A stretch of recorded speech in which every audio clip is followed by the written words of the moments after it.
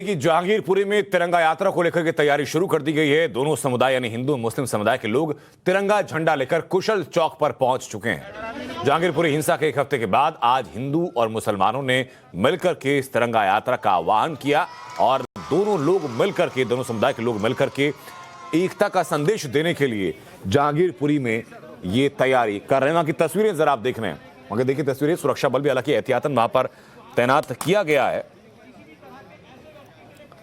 हमारे सहयोगी कुंदन इस वक्त हमारे साथ मौजूद हैं। कुंदन, बताइए जरा कि तिरंगा यात्रा को लेकर क्या तैयारी आप देख रहे हैं आज जहांगीरपुरी में?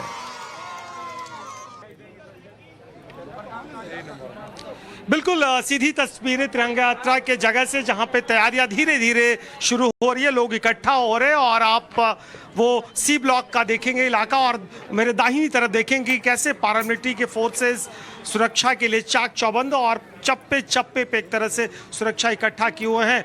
और ये देखिए पीछे की तस्वीरें जहां पे लोग धीरे धीरे इकट्ठा हो रहे हैं और इसके बाद इसकी शुरुआत होगी और एक तरह से पुलिस भी साथ साथ चलेगी और लोगों से अपील की जाएगी कि शांति बने रहे। आप दूसरी तरफ जो लोग यहाँ पे इंतजार कर रहे हैं उनको कहा जा रहा है कि आप घरों में जाइए और शांति बनाए रहें। ये पूरा रूट है जहाँ से ये तिरंगा यात्रा निकलेगा और ये सी ब्लॉक का रोड है और देखिए कि ये वो इलाका था और इसके बाद सीधे तिरंगा इसी सड़क पे आगे जाके और इस पूरे जहांगीरपुरी के इस ब्लॉक को घूमते हुए दूसरी तरफ उसी कुशल चौक पे आके ख़त्म होगी।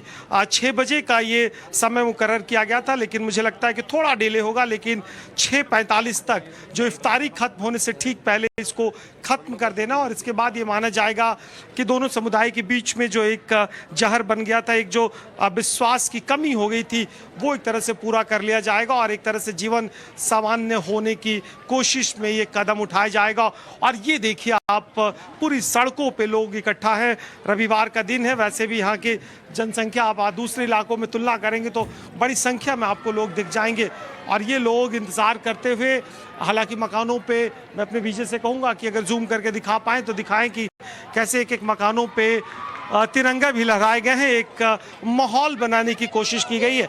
एक बार फिर मैं आपको वहीं लिए चलता हूं कि किस तरीके से लोग तैयार है और बस इंतज़ार है।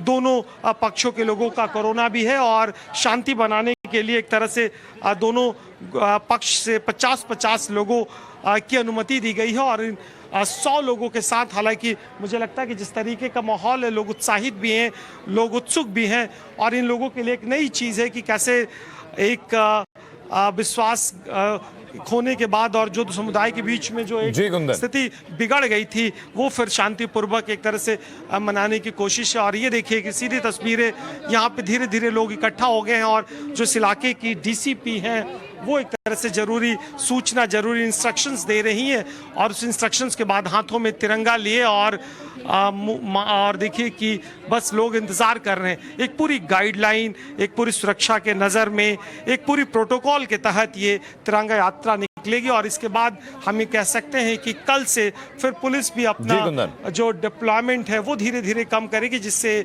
लोग सामान्य होकर निकल सके। लेकिन कुछ जरूरी सवाल वो छूट जाएंगे पीछे, जिनका समय रहते एड्रेस करना बेहद जरूरी है। और बिल्कुल, बहुत बहुत शुक्रिया कुंदन आपका जुड़ने के लिए।